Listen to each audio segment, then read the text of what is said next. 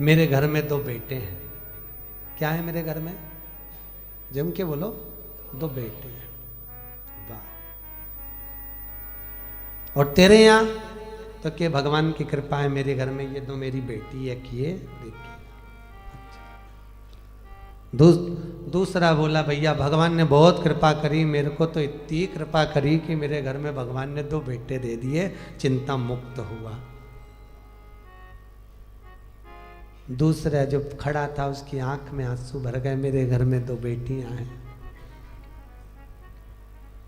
फिर बोला अच्छा हुआ भगवान ने मुझे बेटे दिए। कहाँ? बेटियों पढ़ने जाए, कॉलेज जाए, उनको लेने जाओ, छोड़ने जाओ, उनका ध्यान रखो, इसलिए अच्छा है घर में बेटे हो गए।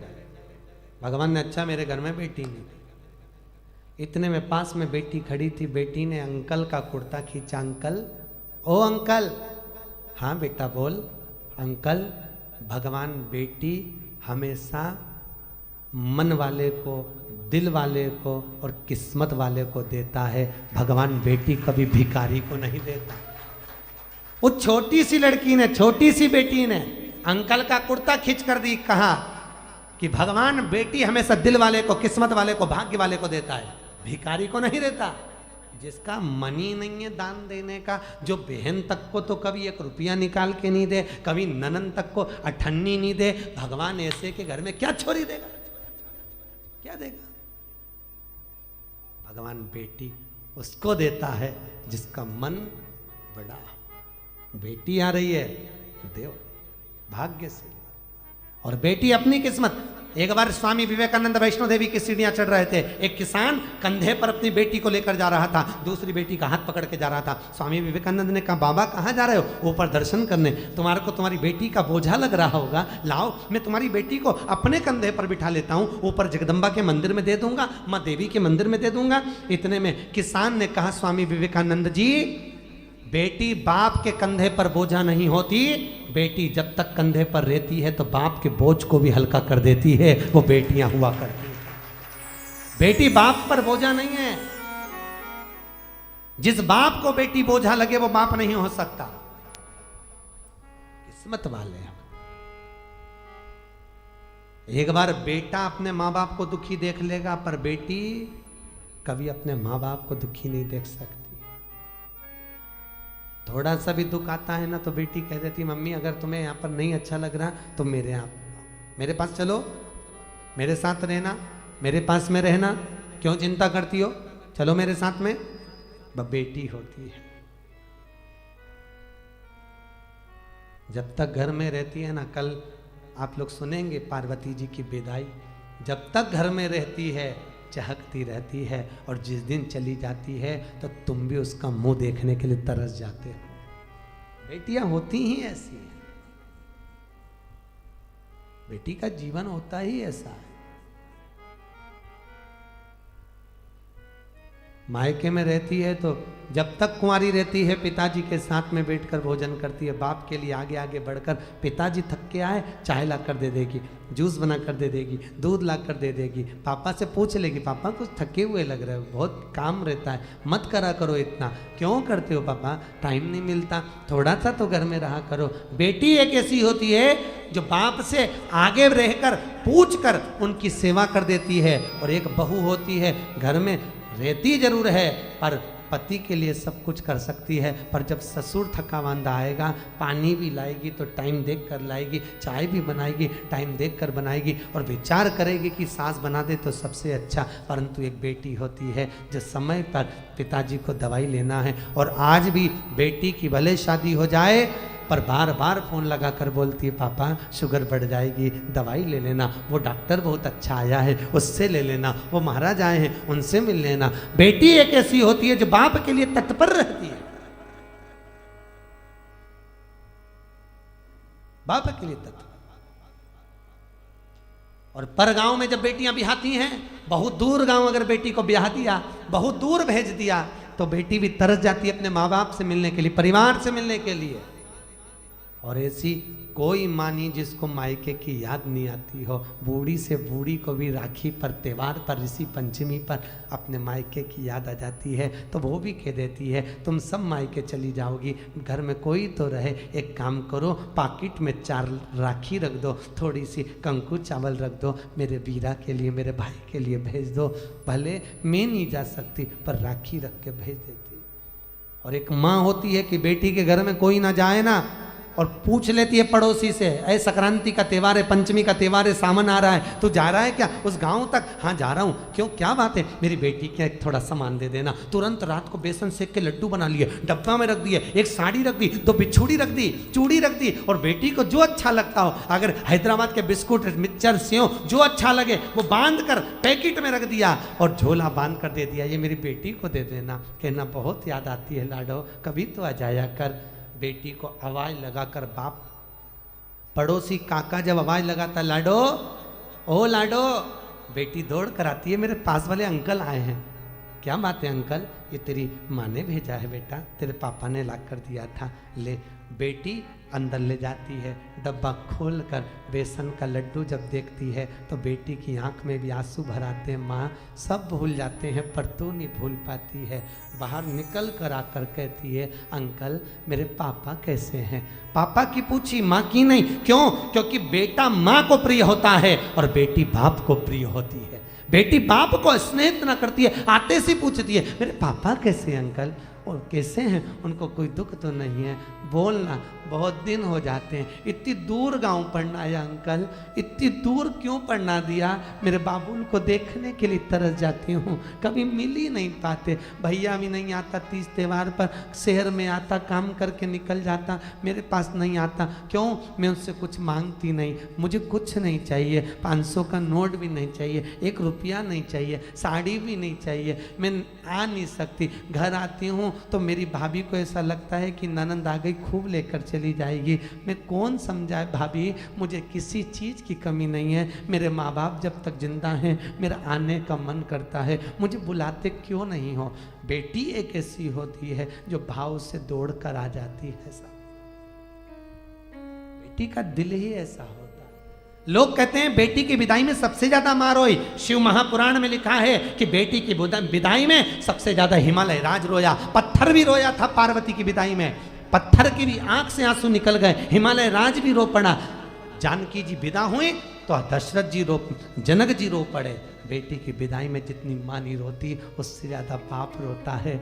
वो भी कह देता है इसको जो अच्छा लगे ना इसकी विदाई में दे दे, अच्छी अच्छी साड़ी दे दे, अटैची दे दे, देख ले जो चीज़ की कमी हो ना वो दे दे। पर आगे आकर कभी भी बाप रोता हुआ नहीं दिखता। दरवाजे के पीछे बेटी जब विदा होती है पीछे खड़ा हो जाता है, जा रही है, मैं कैसे विदा करूँगा इसको आगे से आगे कॉलेज ले जाना, स्कूल ले जाना, दुकान बंद कर करके चले जाता, ट्यूशन छोड़ कर आता। आज वही बेटी चली जाए, कहाँ देखने को मिलती। बेटी का जीवन बड़ा विचित्र है। जितने दिन घर में रहे साहब बहुत खुश हुई है, इसके आने से खुशी आई है। बेटियां आ गई, घर में आनंद आ गया।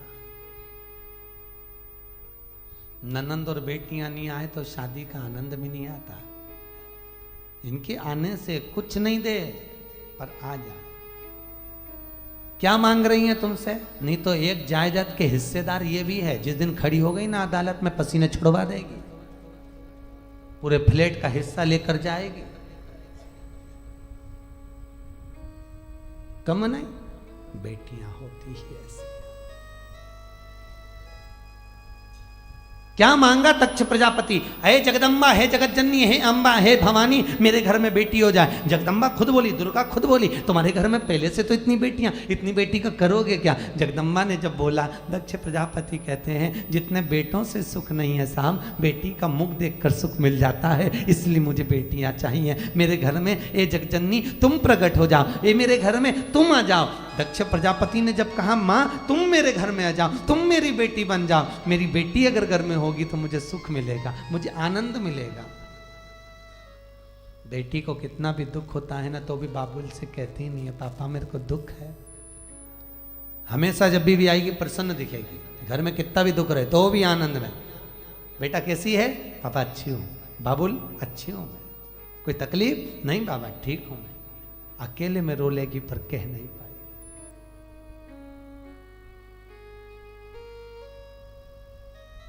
प्रेम रखिए, जितना रख सकते हो स्नेह रखिए। दूसरे घर की बेटियां अपने घर में आती हैं बहुत श्रद्धा लेकर, कितने अरमान लेकर आती हैं। सम्मान करिए। और बहुओं से भी निवेदन है, बेटियों से भी निवेदन है, घर के बुजुर्गों का सत्कार करिए।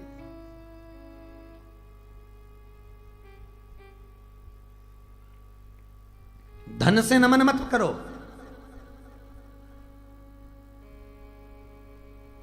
माता पिता का, सास ससुर का पैसा नहीं चाहिए।